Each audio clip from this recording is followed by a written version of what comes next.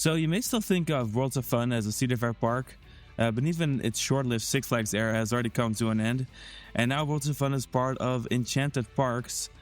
Something that was kind of obvious, I think, during our visit, because it was so recently transferred over to to Enchanted Parks that the whole experience was kind of tainted with, like, nobody kind of knew what was going on, staff or signage or websites.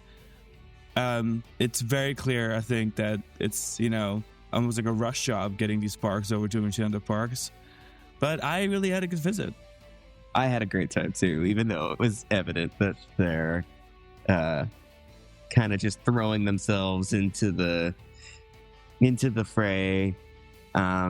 It's evident that this is a transition year, even if it was like not the best visit, but it was still a really good visit. But if it hadn't been, it still would have been worth the trouble, because I think it's worth hitting all of these parks that are about to no longer be Six Flags parks while our pass is still valid. So we kind of went in, I think, with the right expectations about, like, oh, this could be a fiasco. But then, like, it was still pretty good. It was solid.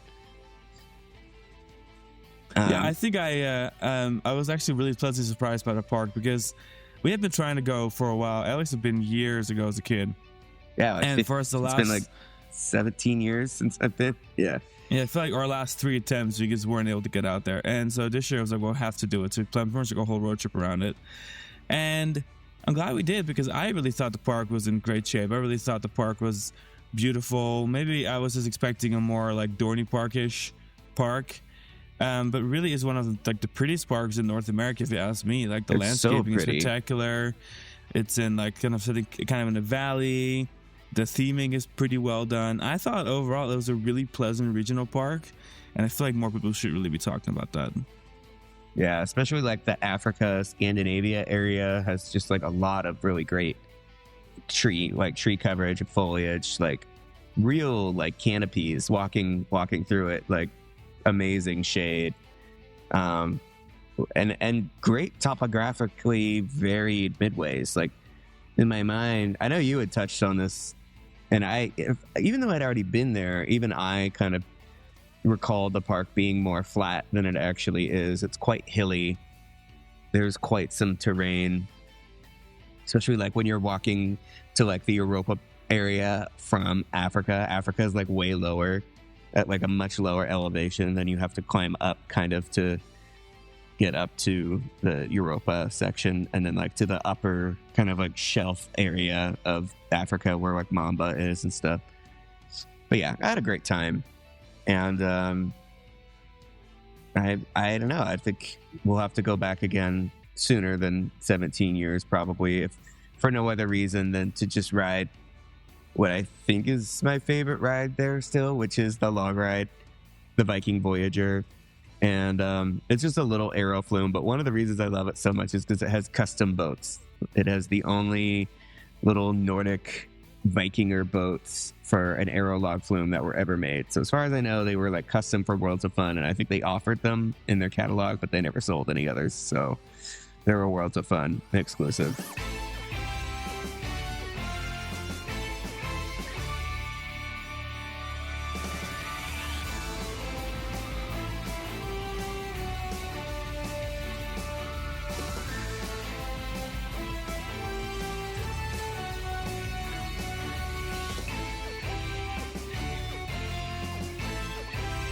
And very good morning, good afternoon, good evening. My name is Sean.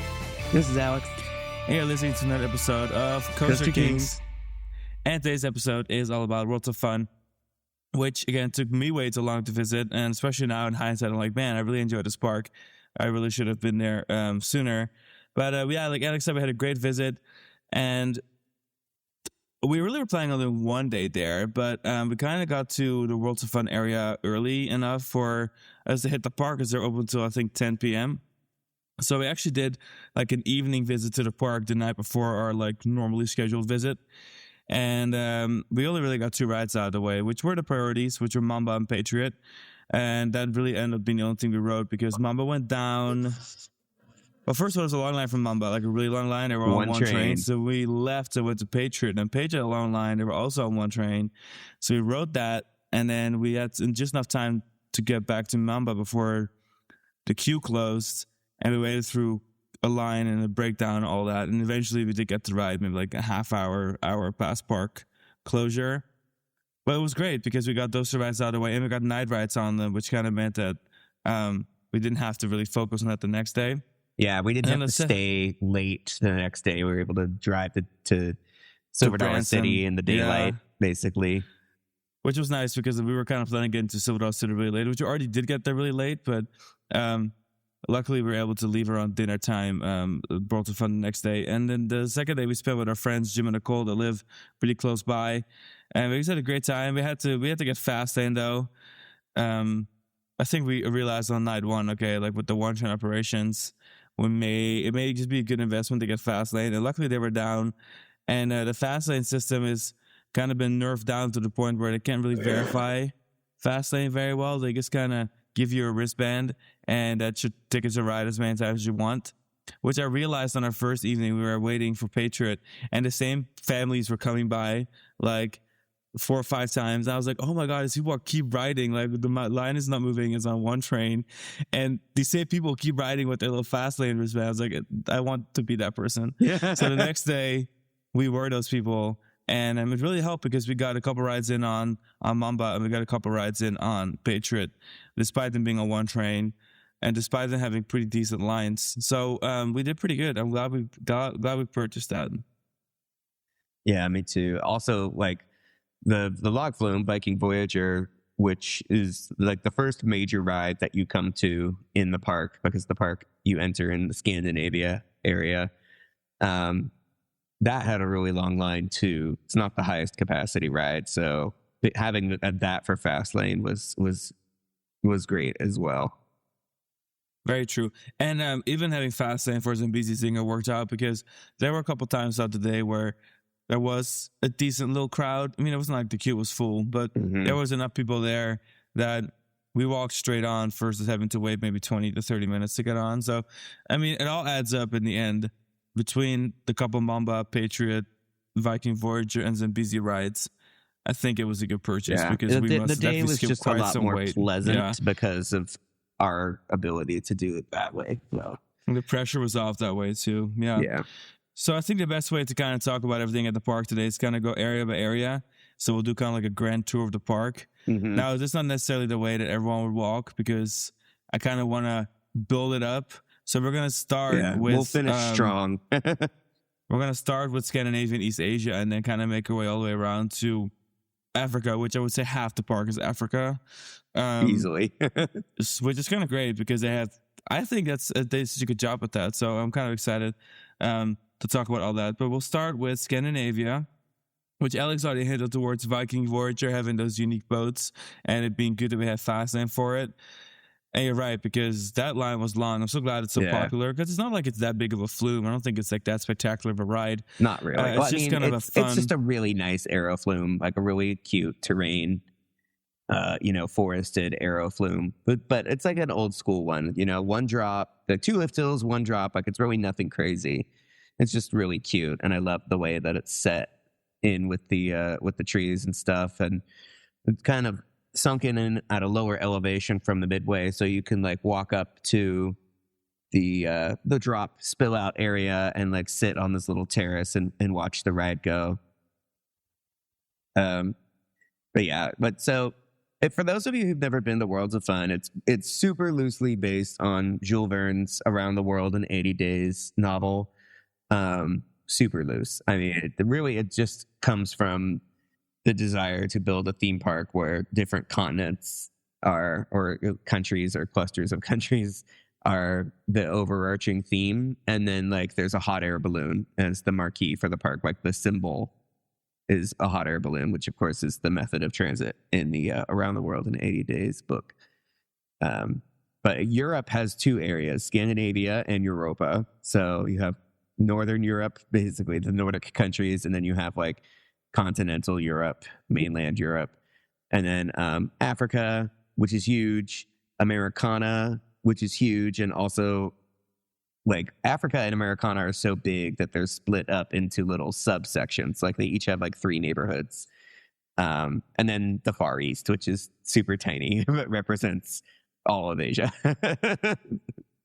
But in addition to the Viking Voyager in Scandinavia, which is the park's entrance plaza, there's also a variety of flat rides, which are very cute. We didn't do any of the flats, but they've got like a little Huss swing around. They've got a scrambler, a swinging ship, like that kind of stuff. It's definitely like the flat ride corner of the park. Although the park has a nice flat ride collection. There's flat rides in each area. I think Scandinavia is kind of like the flat ride area. Yeah, you're right. And I think that's really important to have flat rides around the park. And this park does a really good job with that because they all seem kind of like a nice second tier of attractions. They all have decent theming, nice queues. Some even have fast lane. Which reminds me that the entrance of the park we haven't even talked about, but I do want to give a shout out to the entrance of the park. First of all, they have a big carousel there, kind of tucked around the side. You kind of almost didn't realize it was there. But Alice already kind of hinted on that loose theme that they use. And I was actually really impressed by the fact that they did like distinct thematic touches for this. Now, if our friends told us that it's kind of recent that they added this, where when you walk from the parking lot to the park entrance, there's all these little signs that are kind of classic map compass theme that discuss every land that is in the park. And then when you get to the park, it kind of has that clear like Carowinds, Cedar Point, CGA, Cedar Ferry upgrade that all these parks got in the mid 2010s with like a nicer aesthetic. And then you kind of walk your way from the entrance plaza down into the park, where then the bridges kind of, start connecting the first few lands. But I did want to kind of give that a mention because I did really like the approach into the park. It kind of just make your way down into the forest below because it is so much more terrain than I realized. There really is like a big dip in terrain from the entrance to the rest of the park. If I recall correctly, but I just really remember like distinctly, even like looking at Patriot from the walkway from to the parking lot and just having that whole valley with the trees below you in between it. I was really impressed by that. And I just, maybe because I just wasn't expecting it, but the entrance to me made a pretty good impression. Having the kind of like iconic balloon that felt very distinct to Worlds of Fun, despite having kind of like more Cedar Fair infrastructure around it. I don't know, it was just really clean and much nicer than I expected. But yeah, then after Scandinavia, like Alex mentioned, we're going to East Asia. And East Asia used to be home to Orient Express, the legendary Arrow, interlocking, looping coaster. And I still have a hard time imagining how it even really sat there and how we talked about when we walked around because the area is so small. I'm like, what do you mean to tell me that there was a massive Arrow looper sitting here? But it's a nice little area, and I think that when it comes to some of the design choices they made, like the aesthetic of doing spinning dragons with the gardens and some of the signage and some of the architectural styles, it is surprisingly kind of on point with China, which I was pretty impressed by. It even played Chinese music that you would hear all over China. So like, okay, someone actually did their homework here. We were pleasantly surprised. It just has 2 rides. The Spinning Dragons, Gerstlauer spinning coaster, and then the Bamboozler, which is their Hrubert's Roundup that is very nice looking and has a great little lagoon around it. So even though this area is by far the smallest of the areas, it's also very nice. What's there is very pretty looking. And they have a Panda Express, which I have to admit is great because there's a lot of Panda Expresses around at like Six Flags and Cedar Fair parks, but this is really the only one that is thematically appropriate. And so, I really have nothing. Yeah, why are Panda Expresses always at like a Wild West themed area? Yeah, or like next to, like I feel like they're always in the weirdest places. Like Cedar Point has a weird location. Six Flags New England, like Great Adventure, it's always in some like really odd spot. And Magic's used to be at Viper next to Baja Ridge. That became Chopsticks later. It's like, could they had not put this in like the weirdest place? But finally, a park with a Chinese area, China and more area has Panda Express in it appropriately. So I have nothing but love for this little area. I hope that they get a new signature coaster. The plot that Orient Express occupied is still vacant. It's grown in really nicely. It has a lot of nice trees and stuff, but like the station is still there. Like it hadn't really dawned on me until we were there on this visit. But like when we were talking to Jim and Nicole, I was like, am I wrong? Or like, could Orient Express like could still be here with all the, like, even with spinning dragons in front of it. And they're like, yeah, nothing that they've really done aside from moving the picnic pavilion there, I think, is kind of, although even the picnic pavilion might, if I'm looking at a satellite image right now, and as far as I can tell, a vast majority of the plot that Orient Express occupied is still empty. And in any case, even the queue in the station, which they use for Haunt, like, it would not be that difficult to put a next-gen coaster in some of the infrastructure. That's right. behind. Not to armchair Imagineer this park, but I'm pretty sure I would love to see like a big Vekoma looper there. Yeah. That's like Orient Express 2. They would just call it Orient Express. Yeah, they would just rename it. Or Everything. Back to the Orient, whatever. It doesn't sound stupid, but yeah, I'm a little bit surprised. Well, I know that why they took it out. I think Rattle itself apart. Yeah, it was a it was typical not a era particularly situation. sturdy build. Even looking at videos of it, it's like, ooh, like there's some choices that were made with Orient Express, particularly. But this park is big on nostalgia, so anything that's remotely similar to Orient Express, and then if they named it Orient Express, it would be an instant hit. They are big on nostalgia because they still sell a bunch of Orient Express merch. There's a whole merch line that's available in the Spinning Dragons little shop over there. And speaking of Spinning Dragons, I thought Spinning Dragons ran fine. It's always fun to me how this like Mall of America clone just kind of made it everywhere else. Yeah. And I do think they did a good job with landscaping it and using that big turnaround. The color scheme is nice. I thought it ran really well. I was actually having a great time. I thought this was a much nicer product than I expected from just another copy and paste. It was really one of the nicer ones, I think. So, especially if you're used to all the Six Flags. Definitely nicer than all the Six Flags installations. You can tell that, like, this was a Cedar Fair job based on the installation, specifically on the Camp Snoopy installation. And then they turned around and said, like, okay, we can do this in another park and also make it look really nice. So 100%. Well, let's move on to the next area of the park, which is the Americana area. Americana area, Wild West area, they're right next to each other, but they are separate. You know, clearly Americana is the more refined area and the more, white picket fence. I guess red, there's kind of a blue. gray area because I think of the Wild West area as also being part of Americana. Worlds of Fun has a history of like doing sub areas within the main areas. Like the area that is now Planet Snoopy used to be called the Aerodome, and it was an area within Americana that was themed to aviation. And then like the little loop down like where Patriot is used to also be its own little themed area, like little sub environment. So that's still kind of true for the area. And the midway that Timberwolf is on was called like the Bicentennial Square or something, because that midway wasn't added until 1976 when the park built Scream Roller, which was their Aero standard double cork right there at the Bicentennial there. So, but it's like ambiguous because didn't one of the banners say like Wild West and one of them said Americana? It's like suggested the idea that they were separate areas. Yeah, but even on like the park map of the park and even on other media, it really is two separate areas according to Worlds of Fun, which is why I'm referring to them as such. Yeah. So for Americana, it's like kind of the classic like Main Street USA kind of turn of the century Victorian vibe a little bit.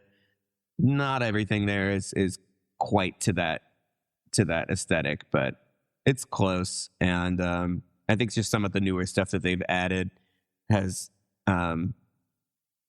scored away a little bit of that. So Americana's biggest thing, of course, is Patriot. And Patriot was one of the reasons I wanted to visit. I love my B&Ms, I love my loopers, I love my inverts. And this is like one of those classic Python, Silver Bullet era B&M inverts. And I really liked it. First of all, let's just appreciate the color scheme. Let's appreciate the white stripe along the red track. Underrated touch that I wish more coasters did. I think it's a very pretty ride. It has that typical Cedar Fair kind of aesthetic. You know, same kind of build as the station for Silver Bullet. If you close your eyes, it's the same thing. Except, of course, layout's different. But just like the station, the queue setup, it all just feels very Silver Bullet-y. Maybe a little bit nicer because there's more trees around it. The switchbacks have like a nice shade structure. It's not just below like a brake run or something. Now, the weirdest thing about this is I guess in past years they played Americana kind of music, but now they played like 30-second snippets of music scores from movies. So it was like Harry Potter, E.T., and I was like, what is going on in this station? That was It was the most random thing. I don't know what's going on with the licensing. But I'm pretty sure I haven't figured out the licensing of music yet in this park. So that was the weirdest thing, is hearing all sorts of music scores that did not belong to Enchanted Parks. But yeah, ride itself, again, I really enjoyed it. It's not as intense as, you know, some of the older classic B&M loopers, inverts, but it's not as mild as I think people claim it to be. Kind of like how Silver Bullet has like a really nice kick to it, and there's moments in Silver Bullet where you're thinking to lose your feet. But then everyone's always like, Silver Bullet's so lame, you know, Silver Bullet's so mild. I'm like, well, just because there's one moment in the ride that's not fast, which is the first drop, doesn't mean that it's like a mild coaster, you know? And I thought Patriot had just about amount of forces. I really enjoyed it. Nothing to complain about. It was a pretty decent setting, being kind of in the field onto the side of the valley. We got a really great sunset ride on our first evening that we posted online. I'll probably repost it for this episode. Yeah, I like Patriot. I'm actually personally a big fan. Was it your first time riding, or was it already open on your last? It was open on your last visit, It was open right? on my last visit, and so was Prowler, which was the brand new ride in 2009. This ride is aging so nicely. It's so much easier to appreciate Patriot now, you know, like 20 years later. Than at the time, people just talked mad shit. They were like, oh, it's boring and mild. It's, you know, not imaginative. They've engineered all of the forces out of it. And now, like, it's nobody cares if B&M is like boring and mild anymore. We just want it to be smooth. Like, we just want the ride to not run like crap. So you ride one of these rides that used to just be so pigeonholed for the fact that it wasn't, you know, Batman the ride intensity, and you ride it and you're like, oh my God, this ride's a gem. Like, it's so great. It runs so well. Oh, yeah, so I pulled up a park map here now, and there's actually 8 areas in Worlds of Fun now. In my mind, there's always going to be 5, but I just found out literally just now that the entrance plaza before Scandinavia is its own area, and it's called Gateway Gardens. So that's a thing. And then obviously Point Snoopy, and then like you said, you were right, the Wild West area and the Americana area are 2 totally separate areas. But then, like, Africa is like has a list of things. But then, when on the map, you have like Africa, you have Egypt, Africa, Morocco, Africa, and Serengeti, Africa. So it's like, which I do remember those being kind of marketed separately at the end of the park too. Yeah, neighborhoods inside of Africa. But yeah, well, let's talk about the Wild West. I digress. So the Wild West, there's not that much to it except for that old little street, which I will say is kind of pretty looking. Mm-hmm. That's not really only used for haunt. That's what Timberwolf sits on. And Timberwolf does have that classic Wild West kind of aesthetic to it. Square. So I thought that Timberwolf was awesome. I mean, of course, they did a lot of work on it, and they finally reopened it after a long time of being closed. Layout-wise, you think, oh, it doesn't do that much, but it just runs well, has fun pacing to it. It has a nice classic touch to it, but with that nice overbank turn and some of the retracking, it does has like a modern edge. I really enjoyed it. I can really not complain. There's not much to talk about, I think, because it's it's just kind of a classic wooden coaster. I love this era of wooden coasters, and as far as like the Din Summers era of wooden coasters, this was one of the less ambitious rides, and that kind of served it well because similar rides of the era, like Hercules and Mean Streak, for example, and Texas Giant, were just kind of disasters right out of the gate. It's almost weird having that in the same conversation as Timberwolf. Mm-hmm. Yeah, so like Timberwolf and like Predator at Darien Lake, that were like much more like medium-sized rides. They were not overly ambitious, and they're still open because they're functional rides that didn't overexert themselves or concern themselves too much with like breaking records and stuff. I love Timberwolf. I love it. It's such weird, like quirky details. The wave turn that it has instead, like where the helix was, is such a funny choice because it does feel like the shaping of it. You can tell that it's designed so much later than the rest of the ride. But I still love it, and I think that was probably a good choice for them to do that, so that it's not super difficult for the ride to maintain its pacing in the second half. You can, like, you know, I don't know.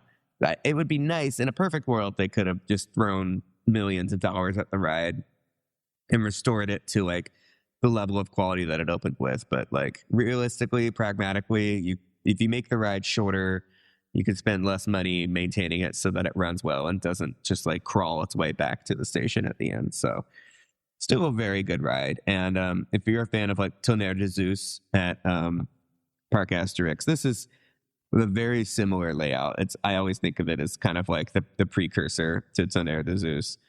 Sort of like a 100%. It feels like a Tonnerre de Zeus light with like the drop and the lift hill section kind of cantilevered out like in the center. Honestly, probably a better ride than Tonnerre de Zeus at this point, based on the feedback that I've been hearing about the way Tonnerre de Zeus is currently running. So we got that going for it. But just too bad the fact that Tonnerre de Zeus got such a recent major overhaul and is already running so poorly again. Yeah. I don't know how that's even possible. They don't know. They do not. I think they're at wit's end with that ride. Now, like, RMC is getting involved. Like, I could see them just, like, totally just give up on it and RMC it from top to bottom. But that's a podcast for another time. Well, based on the fact that Walibi Holland and Walibi Belgium are, like, already RMCing their old booties. Yeah. Parc Astérix, same Nothing change. is stopping Should France from doing theirs.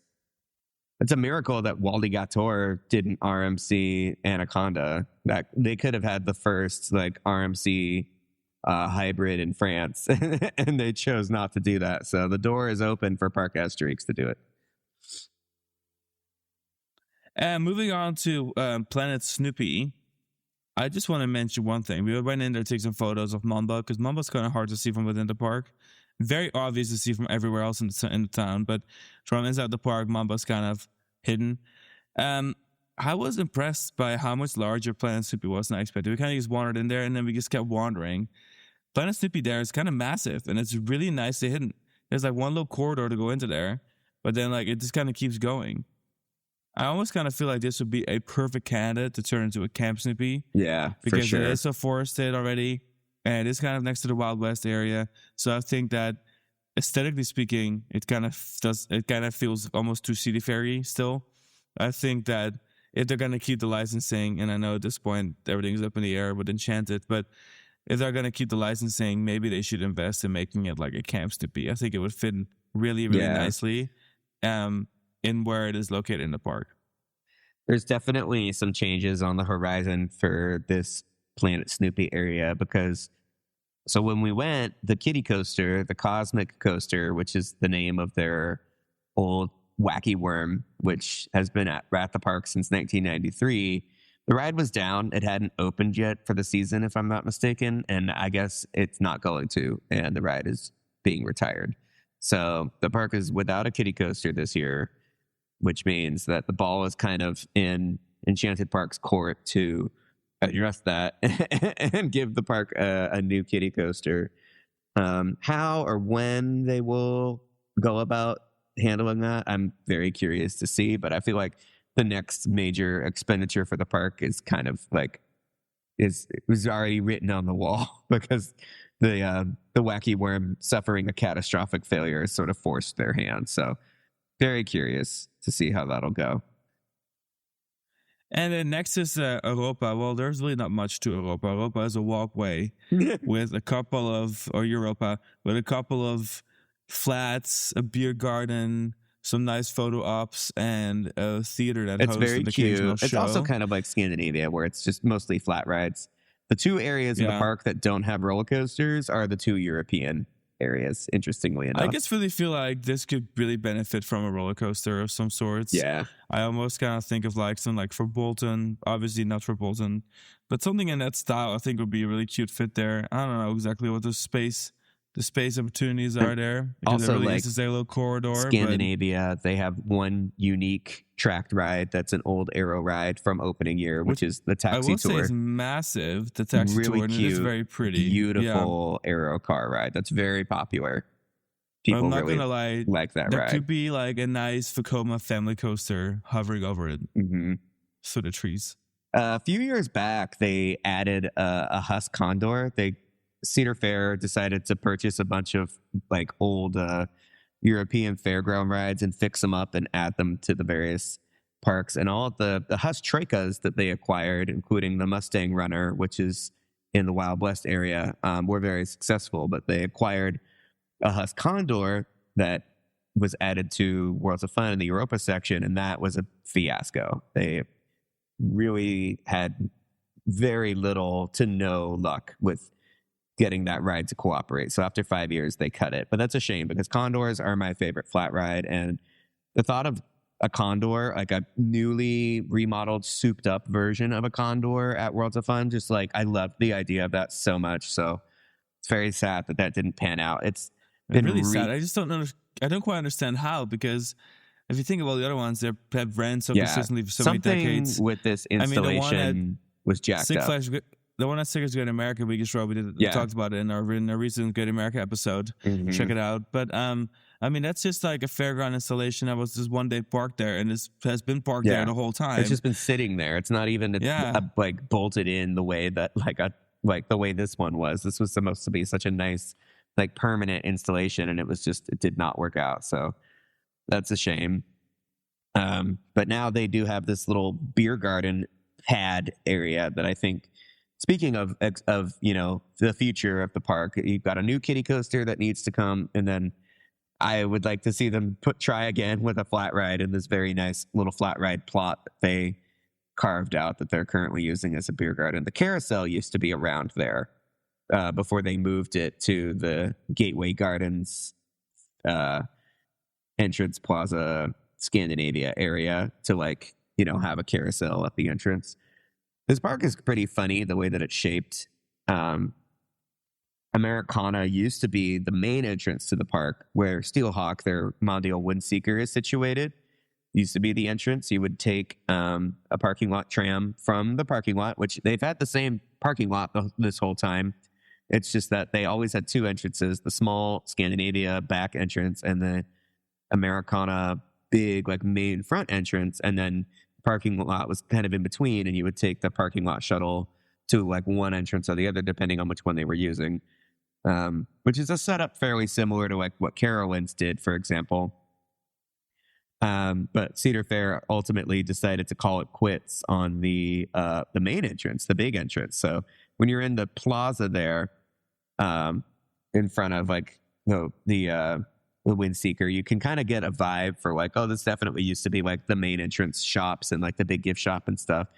And then its proximity to Europa is why the carousel, I think, was in that corner of Europa, because it was relatively close to the entrance of the park. And then when the main entrance moved, they were like, okay, we're going to move the carousel to the Scandinavia area and put a flat ride here. That's just kind of my theory. I never quite realized that this adds up. Yeah, it's so funny because I don't think it's missing. I don't think there's a missing entrance in that park. No. I can kind of tell that the infrastructure is strangely wide back there, despite feeling like some of the other corridors over by Mamba, maybe even the East Asia Bridge, feeling almost understated for going to the entrance of the park, which used to be another entrance of the park. Mm-hmm. But now that all kind of makes sense. But it's funny because, I really don't think that there's an entrance missing. Same if you were to rip out the entrance in the back of Knott's Berry Farm, the western entrance. Oh, yeah. I always forget about that. You'd be you would just kind of forget that's even the thing. Yeah. But that one really feels tucked away between literally between the train tracks and the rapid ride, on the other side of the tracks. The choice that they made with taking the smaller entrance and making really dolling it up and making it cute, because there's this great quaintness to Worlds of Fun, even though it's a pretty big park. It's a big park.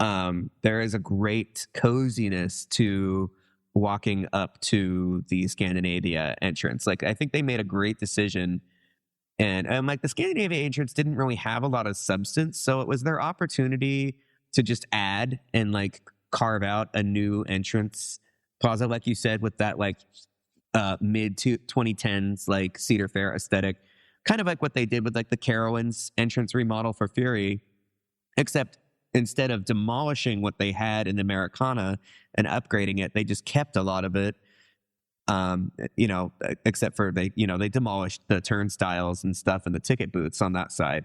but then they just added it all this modernization and like new entrance aesthetic with all the colors and clean lines and stuff to the new entrance that they made out of the old small auxiliary entrance. So there's, people talk a lot of crap about how Worlds of Fun went so long without like a new coaster. And like, while that may be true, I think Cedar Fair has always made really strategic choices with this park and like really smart choices, and like cutting out the major entrance plaza and like shifting the operation to Scandinavia and then dolling up that entrance and making it really you could never convince me that was a bad idea, because you walk into the park, like you said, and it's just such a great little approach, and it's just so beautiful and almost very European. Like, they actually, not only is Scandinavia like a European themed area, but it kind of feels a little bit like a European park in a way, with like all of the gardens and the nice landscaping and the mature and trees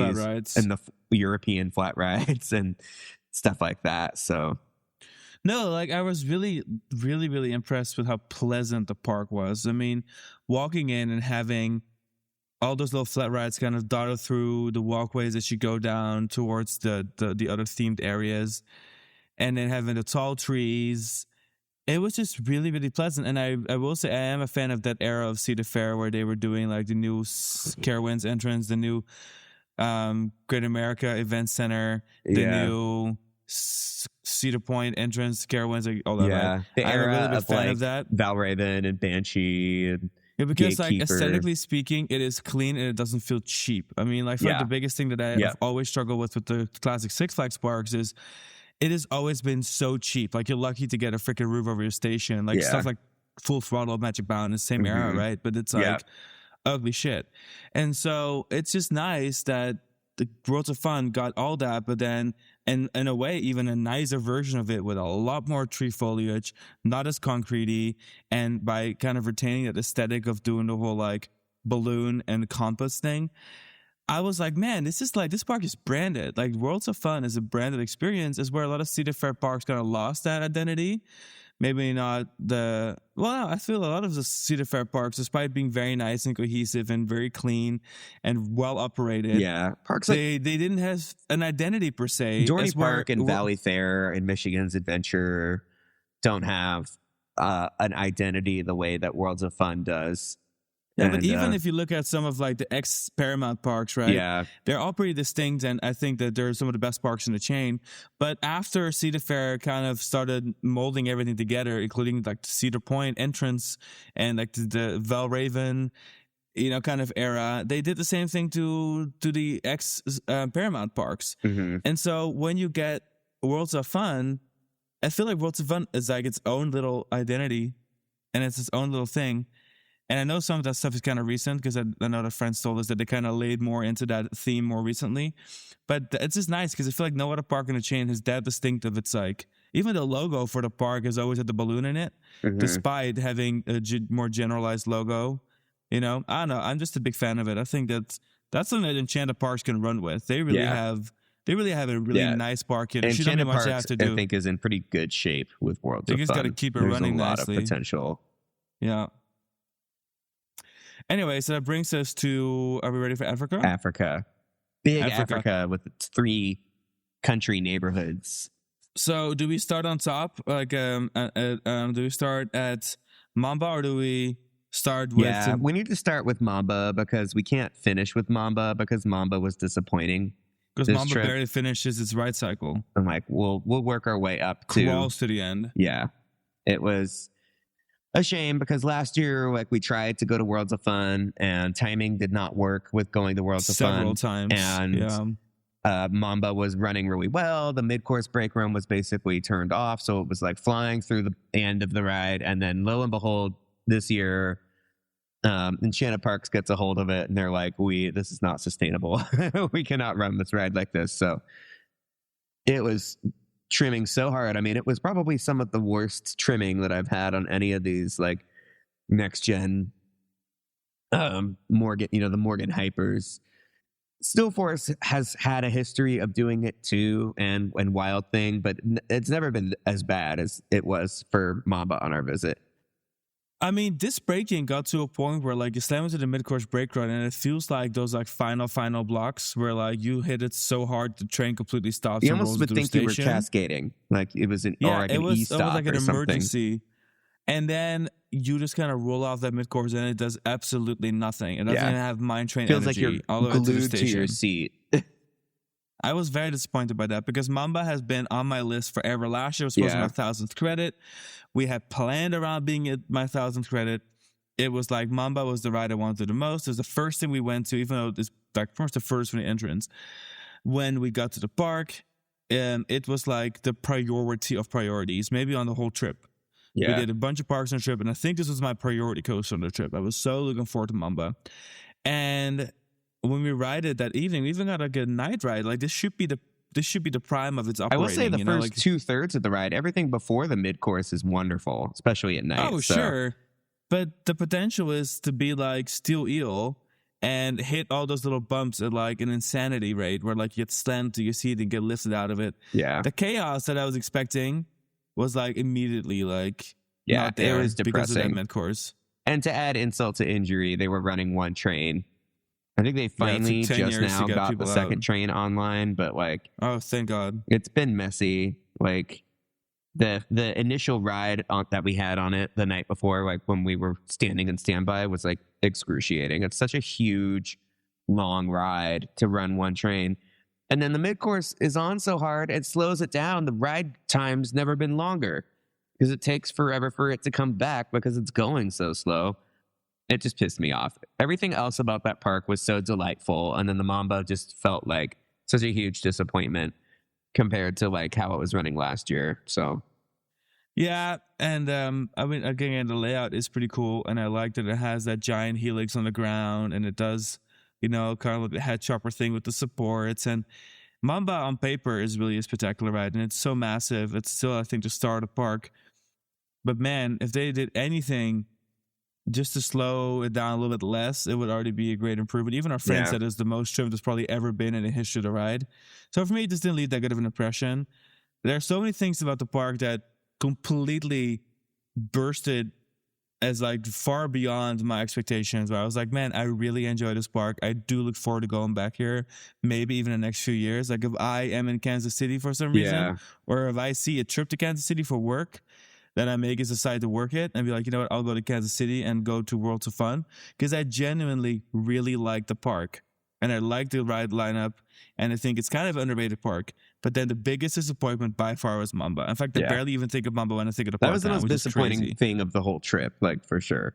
Especially comparatively, like we were just coming off of our visit Raging Bull. Raging Bull was like running in insane beast mode, like, and that didn't last long either. Mamba was running trimless for a whole year last year. Raging Bull was running like that for like 4 weeks, and then it went back to its like normally scheduled trims. But like, holy crap, those rides were so incredible. So the juxtaposition of like the greatest Raging Bull rides that we will ever have versus like the worst possible rides that you could ever have on a Morgan Hyper, it was just unfortunate. But we didn't dwell on it too much. We still rode the ride like 3 times, and it was still really enjoyable for what it was, especially the first 2/3. But then the coasters in the other parts of Africa ended up being really like much more pleasant surprises for us. I mean, Boomerang is Boomerang. It is what it is. We rode it a couple times. But it ran well for Boomy. But it ran well. It was good. We liked it. Zambezi Zinger, which we had heard mostly negative things about, including like how the ride ran and the comfort level with the lap bars and the seat molds and basically aspects of the train and like the lift hill being loud. Like we heard a lot of negative stuff, and then we rode it and we were totally blown away. We loved it. 100%. I mean, loved it. Complete highlight. I mean, I will say there was a couple of moments where I was like, man, this thing is kind of vibrating a bit more towards the end. But that aside, and maybe the super loud sounds in the lift hill, because you have that spiral lift that's now encased. Yeah. And the lift is just pure metal on metal. anti-rollback, so it's like a really loud clicking sound that just echoes from every possible direction into your ears. People are just riding it with like fingers in their ears, and I get it because like it is damaging, especially in the music industry, which I think is why Jim and Nicole did that too. Yeah, they Jim and cannot Nicole, afford to have any damage in their ears. We're not doing this. That's hilarious to me. Imagine having to bring earplugs for the Woody at the park. But, for just the lift hill. You so take them out at the top. But man, like the articulation of those trains cannot be understated. Yeah. I understand now why they had to create a different kind of train. Because I'm always like, why in the world would they invest in building a train that sucks so much compared to the original Millennium Flyers? Because I love Millennium Flyers. At this point, everyone listening that's been along for the ride knows I'm a GCI fanboy, and I love my Millennium Flyer trains. So I was always like, why would they do this? But I understand now, because the way that this thing articulates, the way that this transitions move, it doesn't really feel like a GCI in that regard. There's a couple moments where like, okay, I can kind of see the little like move into a turn and then like banking and turning around, almost every other GCI has done in the past. But then there's moments where you're just like Maverick level, it is switching so, from one direction to another direction. Zigzagging is so violent, like it's startling. I was just so shocked at what this ride was capable of. Why the trains had to be different. There's a really steep drop that I don't know if you could have done also with with like just a really sharp, it's almost vertical drop into it. Like when you're sitting in the back, which I think we rode in the back like every time. Backseat rides in the front twice too. On this are just phenomenal.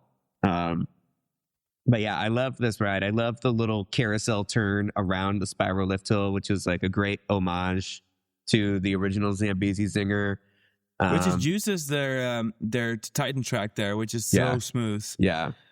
It's funny transitioning between the Titan track and like the wooden track, but it's not like a bad or like distracting funny. It's just like genuinely entertaining. This ended up being my favorite coaster at the park for sure. Just I think partially because I was just so shocked. My expectations were pretty low. And then it was a really great ride and just different. It really feels different. Even Prowler might objectively be a better coaster by most measures. I mean, it's taller, it's faster, it has the nicer, like very comfortable traditional style trains, but Zinger feels like a very unique experience, and I did not expect it to feel at all like a unique experience. I spent this whole... go ahead. They did a really good job also with the theming of it. It's so cute. Yeah, so the way that their little safari-themed Jeep vehicles, which really works with the way that the seats are almost like, they're almost the same as like Jeep seats, like high backs, kind of wide, almost super like an office low chair, profile. right? It's like sitting up high. You do kind of feel like it's just smart. All of it just works in a way that the you restraints are comfortable. The way that they reused that old queue setup that was over there already, and then built that bridge over to the ride. I just thought that overall, they really, I mean, it took a long time to get something major again. That park is not historically getting a lot of nice stuff.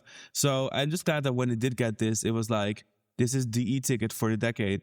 And it really does feel like that. And I know we've heard all sorts of mixed things, and I can't tell what the ride experience was before potential changes.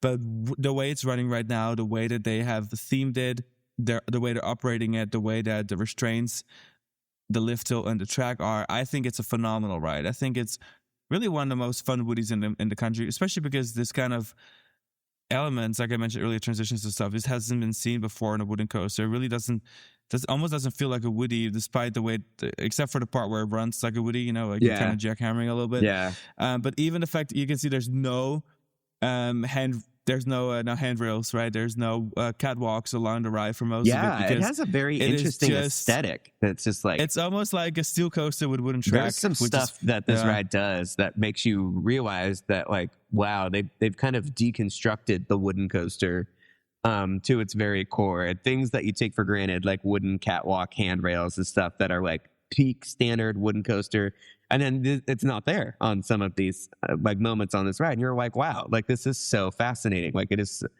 made you realize how much of like wooden coaster design language you kind of take for granted, or that you just get so used to for so long that you don't even think about it or see it, and then when it's gone, you're like, whoa, like this looks different, this looks wild. So, and just to think that right next door to it, there's another wooden coaster, which I can even tell which one I like better. I may like Zambezi Zinger better because it feels so unique, but Prowler 2 was a phenomenal Woody. We had so much fun riding this. I think we rode it like 4 times almost in a row. Yeah. We just kept going back and riding it again. it's nicely positioned in a way that like it feels like you really go somewhere to find the ride, because you have to go below the train tracks. Behind Zulu, there the Parks Enterprise, and then there's a pretty typical CGI setup back there. And they're running 2 trains, which is phenomenal because almost nothing in the park except for the Woodies were running 2 trains. So that was really nice, because also the ride is, because it's set in so far from the main midway and like not the easiest to see. It doesn't open right away with the park, and it closes early because there's just not a lot of foot traffic back there. So Prowler was the spot. Also, would you say that this is the original Out and Back GCI? It might be. I remember when this was announced, and it did seem very like, it was a surprise. It was like, wow, this is so different from like the typical GCI kind of approach to things. Although I think Renegade at Valley Fair, it has a little bit of like the twistery bit kind of in the center, but that was the first time I remember like thinking that GCI now that they had established their brand, they were now about to deconstruct it and like subvert expectations, like in the best way. And Prowler, I think, was like a continuation of that. And I just want to say, Prowler is so much better than Mystic Timbers. It's not even funny. And like, Mystic Timbers is what, like, it really wants to be Prowler. And like, Prowler is what Mystic Timbers should have been. And it just is not. It does not have, like, the biggest difference being just that, like, Prowler has great laterals all throughout. Like, it's a great airtime ride. And there is one section of Prowler where it's just straight airtime. And that's like all I associate with Mystic Timbers. And people always speak so highly of Mystic Timbers and talk about Mystic Timbers, what a great ride it is. And like, it's literally just an inferior Prowler.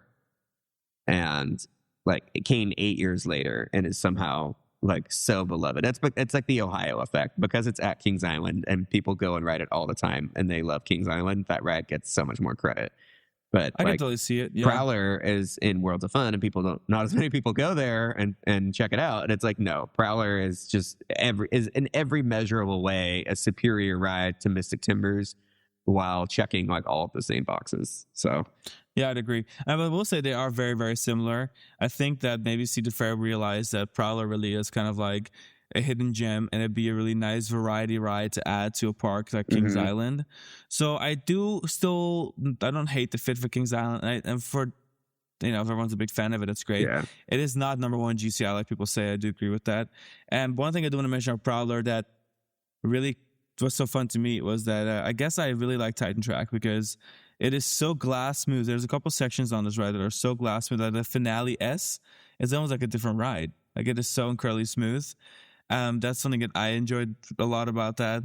I'm really curious to see what other rides around the world can get this Titan Track on their hands, because between like Missouri in general was like a Titan Track little like playing field for me, like realizing how much of a difference it makes, because there's a bunch of Woodies in Missouri that use Titan Track, and that really makes a difference in the ride experience. Like the parts where it was Titan Track, I was like, this is just an elite world-class coaster. And when there was no Titan Track, I was like, get me off of this like as soon as possible.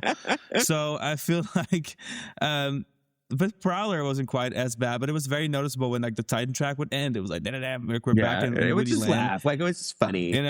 Yeah. And while Titan Track takes out some of the character for sure, it also feels to me like it's so impressively smooth and so impressively sustainable, where I'm like, okay, I can see the appeal. Like, I wouldn't even be dead against having more of this.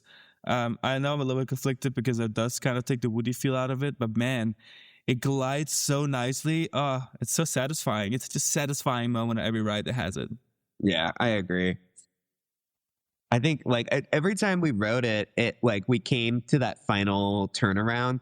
With Zambezi Zinger, it's a bit more like back and forth, where you like have sections in the middle of the ride that have it, and you jump between the two track styles. There's one little section on Prowler toward the beginning of the ride that has it, and then the horseshoe turn at the end.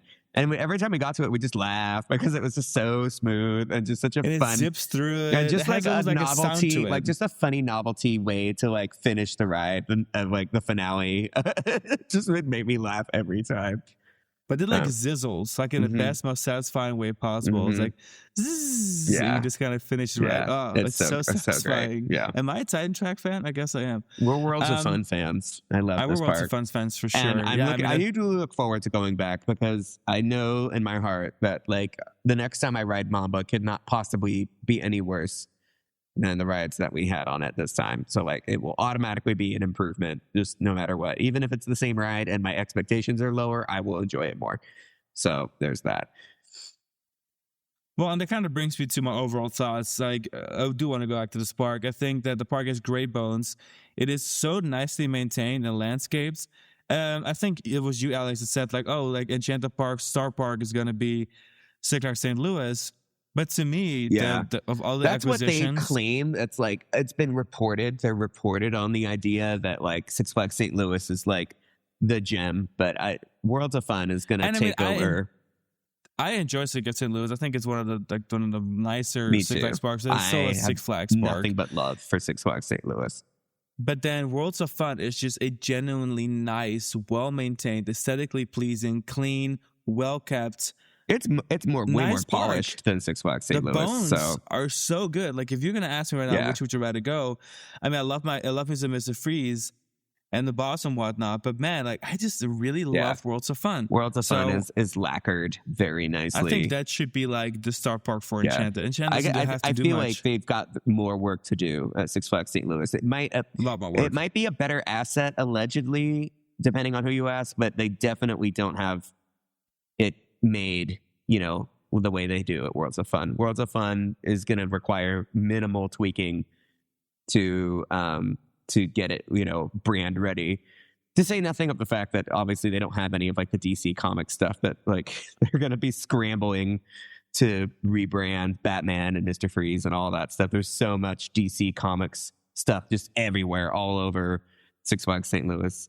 Whereas with Worlds of Fun, it's like, okay, are we keeping the peanuts or not? But of all of the acquired parks, like Worlds of Fun is probably the easiest one to be just like, okay, set it and forget it. Like what we have here. I mean, I could imagine really that strong. Literally every single bit of branding just copies over, especially because I'm hearing that they're working on licensing to keep the Soupy stuff going. Yeah. So at this point, they can keep operating the way that they are. The Six Flags is going to be like, all right, we need to get the DC, we need to get the Warner Brothers, we need to get all this branding out of the way.